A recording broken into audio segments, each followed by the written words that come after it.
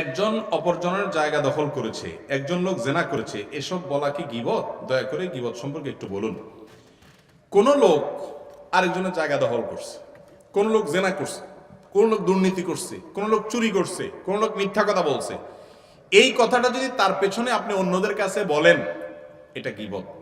এটা কি গীবত? আমরা অনেকে মনে করি গীবত মানে হলো কারোর মধ্যে কোনো দোষ নাই সেটা বলাটা। এটা ভুল। গীবত মানে হলো কারোর দোষ আছে সেটা তার পেছনে বললেই সেটা কি গীবত। আর এই গীবতটা সাধারণত হারাম। এটা জায়েজ হবে তখন, ধরেন কথার কথা, একজন মানুষ সে অন্যের জমি আত্মসাৎ করছে, আপনি অন্য কোনো মানুষকে সাবধান করতেছেন যে এই লোকটার ব্যাপারে সাবধান, তোমার জমিতে তার পাশে আছে, দেখিও সে আবার আত্মসাৎ করে কিনা, সে তো এরকম অন্যের আইল ঠেলার অভ্যাস আছে, আত্মসাৎ করার অভ্যাস আছে, আপনি তাকে সাবধান করার নিয়তে বলছেন, তাহলে ঠিক আছে, এটা জায়েজ আছে। কথা কি বুঝাতে পারছি? একজনে একজনের টাকা হলাত দিতে যাচ্ছে, আপনি জানেন এই লোক একবার টাকা হলাত নিতে পারলে আর দেয় না, আপনি তাকে বললেন যে ভাই সাবধান, টাকা হলাত দেওয়ার আগে, এই লোকের কিন্তু নেচার ভালো না, লেনদেন ভালো না।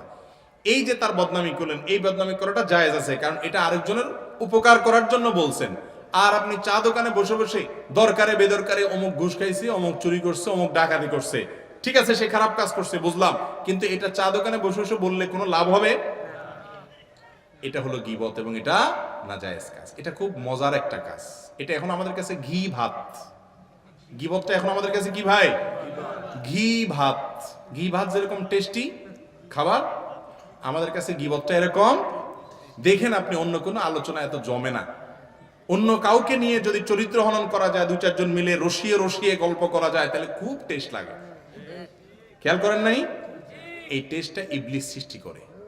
আল্লাহ তাআলা আমাদেরকে বাঁচার তৌফিক দান করুন। চা দোকানের মনে মনে বসে বাবারা আল্লাহর রাস্তে আকাম কুকাম গুলা করবেন না, এগুলো ডেঞ্জারাস জিনিস, সামাজিক সম্প্রীতি নষ্ট করে। বুঝলাম একটা লোক খারাপ, তো তার বিরুদ্ধে এখানে বললে কি লাভ হবে? কোনো লাভ হবে না। পারলে ওই লোকটাকে বলেন। আবার অনেকে বলে কি তার সামনেও বলতে পারবো, ভাই বলতে পারলে তার সামনেই বলো, পিছনে বলা, মানুষের প্রশংসাটা পেছনে করতে হবে আর দোষটা সামনে বলতে হবে। আমরা উল্টা করি, দোষটা পেছনে বলি আর পামপট্টি সব সামনে দিই। ঠিক না বেঠিক? পামপট্টি সামনে দিলে লাভ, কারণ তার কাছে ভালো সাজা যাবে, আর পিছনে বদনামি করলে আরেকজনের কাছে ভালো তার সাজা যাবে। এটা হলো 2 নম্বর মানুষ। এটা হলো কয় নম্বর মানুষ ভাই? সামনে দোষটা বলে, ভাই তোমার এই দোষটা আছে, তুমি এটা ঠিক করো ভাই, রাগ করিও না।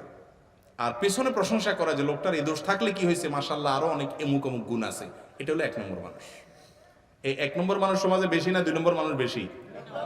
আল্লাহ আমাকে আপনাকে 1 নম্বর মানুষ হওয়ার তৌফিক দান করুন।